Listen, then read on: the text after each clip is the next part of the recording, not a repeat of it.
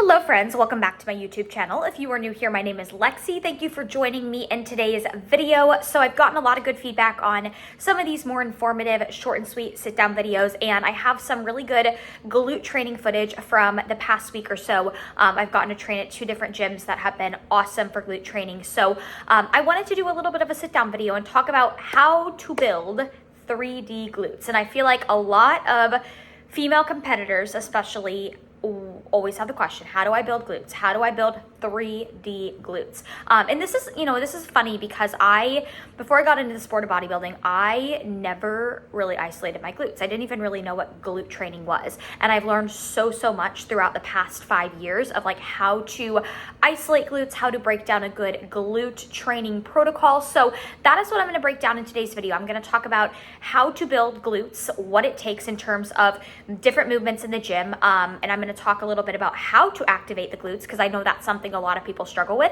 And then I'm also going to overplay and overlap some training footage too and kind of teach you guys how to build your own effective glute workout. So without further ado, let's get started.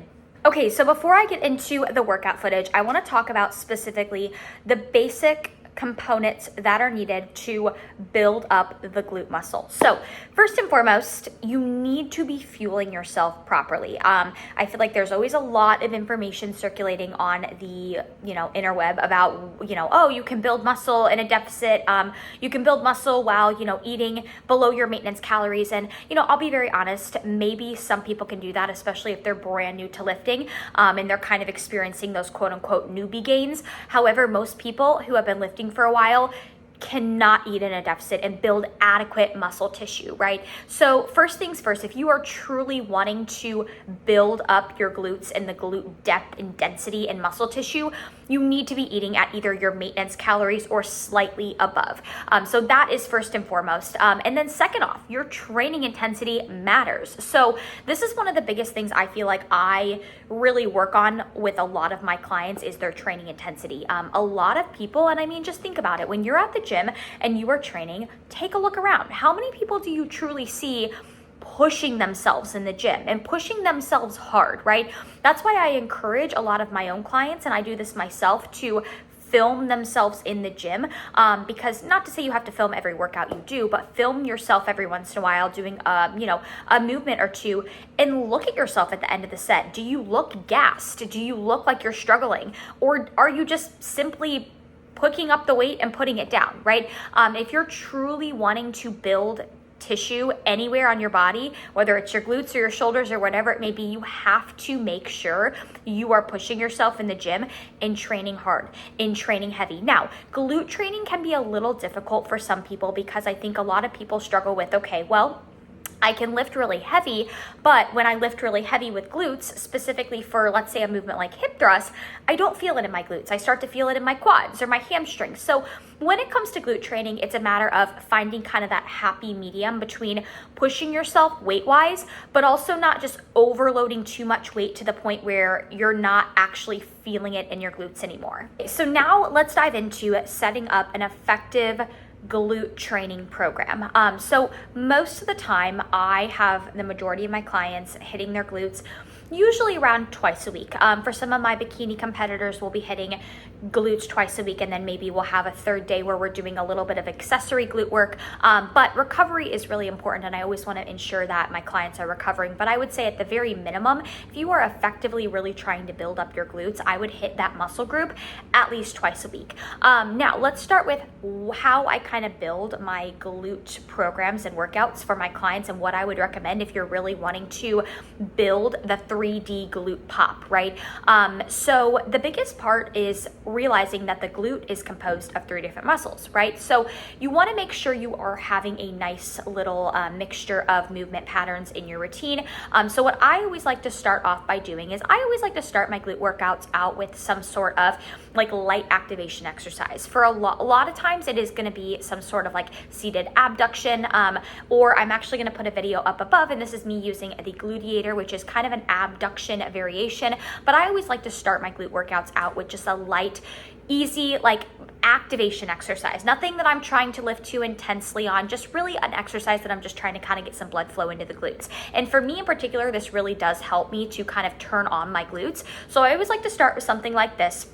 It could be seated abductions, it could be hamstring curls, it could be, you know, even just like lightweight banded, like some banded work just to kind of turn on the glutes, right? And what I always like to do is I personally always like to start my glute workouts with some sort of hip thrust variation. So in the video I'm gonna put right here, I'm using a hip thrust machine at one of the gyms I trained at. Not every gym has this machine. It's a really cool gym though, or it's a really cool machine. So if you ever find this machine, it's really fun to use. But honestly, a standard barbell works, or a hip thrust machine. But I personally like to start my glute training days with hip thrust, because I find that when I start my glute training days with hip thrust, or a thrusting type of motion, so it could be a glute bridge or a hip thrust, it generally does turn on my glutes, and I find that my glutes activate a lot better throughout the rest of the workout. So I always like to start my workouts with just a light activation exercise, and then I generally move on to a thrusting movement such as hip thrust.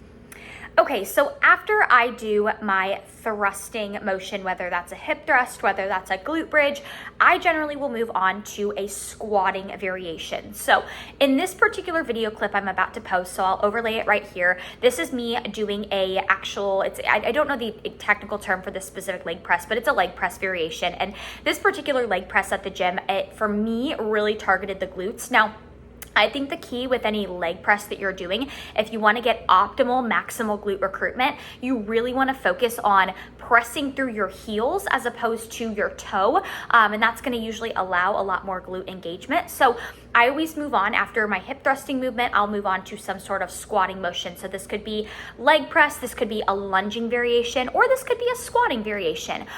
So I always like to have some sort of squatting variation in my glute training routine.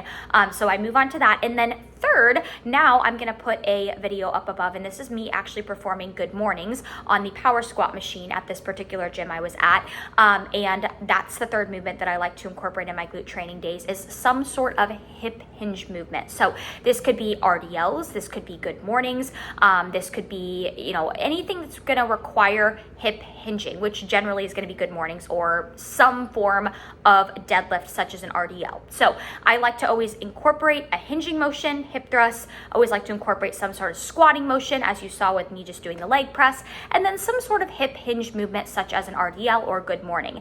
And then the last movement that I really like to focus on, or plane of movement that I like to focus on in my glute training, is some form of abduction. So that could be seated machine abducting, or seated machine abductors. That could be the gluteator machine. That could also be single leg abductors with holding a plate at your side. So I always like to include some sort of abducting movement, some sort of squatting movement, some sort of hinging movement, and some sort of thrusting movement to kind of create a complete glute workout where I am targeting each part of the glute muscle. Okay, and then the last thing I kind of want to bring up is, this is not necessarily required, but this is something I like to incorporate in my own glute training and then also my clients' glute training, is I like to have some sort of unilateral exercise in glute training programs.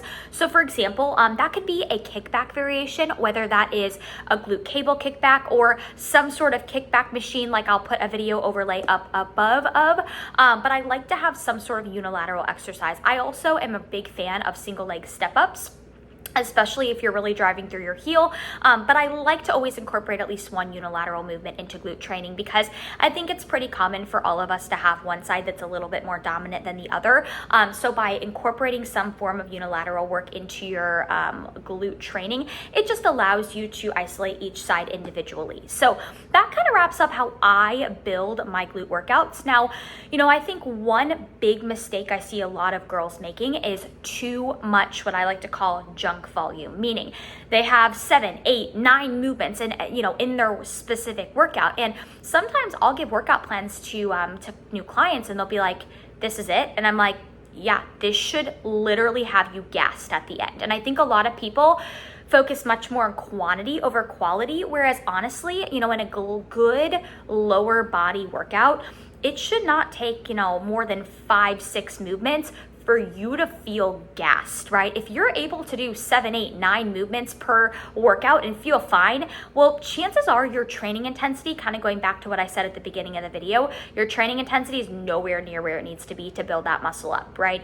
There's a difference between just going through the motions and then actually training and putting forth progressive overload effort, right? So junk volume is not going to be a good way to build up the glute muscle. In fact, I just wrote a training block for one of my friends who is a pro. She's trying to build her glutes. That was her feedback. And I took her training down from, she was doing like 8 exercises per workout. And I took it down to like 5 to 6 and said, we really want to focus on quality over quantity here. Okay. And then of course, the last thing I really wanted to talk about, or I guess last 2 things is, well, first off, building muscle takes time, right? And I wish I could sit here and say that, if you train really hard for 3 months and you eat, outside of a deficit for 3 months, you're going to notice this insane glute growth. And, the glute is a big muscle. And I think a lot of people get very impatient with the rate at which glutes grow. It can take years and years and years. Believe me, I'm 5 years into being a bodybuilder and my glutes are still not where I want them to be. But time is of the essence here. But another thing I really want to touch on, and I feel like I get this question all the time from my clients is, well, coach, I am having a hard time activating my glutes. I can't get my glute muscles to fire. I'm feeling it all in my quads or all in my hamstrings. And I'm going to let you guys in on a little secret. A lot of people think they're quote unquote quad dominant, when really why they cannot activate their glutes is because their hip flexors are super tight, right? So there is this thing called lower cross syndrome. If you have taken a basic kinesiology course, you probably learned about this. But when you are sitting and you're in a fixed seated position throughout the day, which most of us are through, with what we do for work, your hip flexors are very tight, very short, and overstimulated. And what that does is it kind of turns off the glutes and it lengthens that muscle. So that's why it can make it really hard for some of us to activate our glutes. So what I always recommend for my clients is to add in some form of hip mobility before they do their glute days. So if you really want your glutes to fire, add in like 5 to 10 minutes of hip mobility work before you start your lower body day. Couple that with like a warm-up exercise like I talked about in the beginning of this video, and your glutes should fire pretty damn well. So that is my advice there. But I'm gonna wrap up this video, and I don't want it to become too long. I kind of wanted it to be a brief, like sit down, easy to watch video, but I hope that you guys gained a little bit of knowledge from this. I think one of the most commonly asked questions that I get as a coach who coaches a lot of bikini athletes is, well, coach, how do I get the glute hamstring tie-in? So where the glute muscle inserts into the hamstring, which is what a lot of girls want on stage. And to be very honest, if you don't have the muscle in the first place, you're never going to be able to see that. So the first part of getting to the part, or to be able to have a glute ham tie-in, is you have to have the muscle in the first place. So hopefully this video was helpful. If it was, please give it a thumbs up. Please share it. I would really appreciate it. Comment below. Let me know what your favorite glute exercise is. I'd love to hear what you guys really like for training glutes. And I hope everybody has a great rest of their day wherever you are at in the world. And I will catch you guys in my next video.